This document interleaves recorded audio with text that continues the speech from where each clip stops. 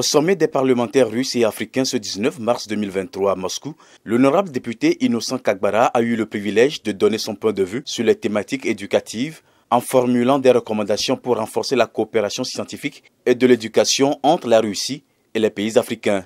Se basant sur le thème « Tirer parti des technologies de l'information et de la communication en tant que catalyseur pour le secteur de l'éducation », notamment en période de pandémie, développé lors de la 144e Assemblée de l'Union interparlementaire tenue du 22 au 24 mars 2022 en Indonésie, celui qui est le président de la Commission de l'éducation et du développement socio-culturel à l'Assemblée nationale togolaise, dit voir dans le soutien parlementaire à la coopération éducative et scientifique une arme contre les discriminations dans certains pays du Sud où le taux d'analphabétisation est sensiblement élevé. Cet appui parlementaire est un moyen d'échange et de renforcement de capacités, souligne-t-il.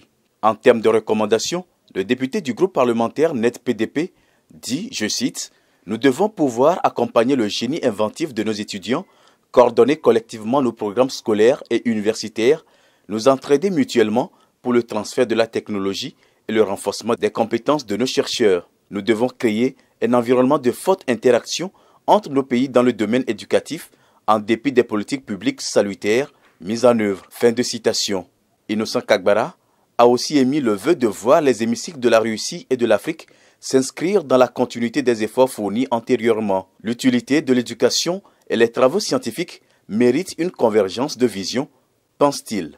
Enfin, le parlementaire togolais a l'intime conviction qu'à travers cette coopération souhaitée, les élèves et étudiants pourront être impactés. Nous leur donnerons toutes les armes pour faire face à la concurrence mondiale et à leur épanouissement intellectuel personnel, a-t-il conclu. Les travaux de cette rencontre des parlementaires russes et africains ont pris fin ce lundi 20 mars 2023 à Moscou et ont vu la participation de plusieurs députés du continent africain et ceux du pays hôte.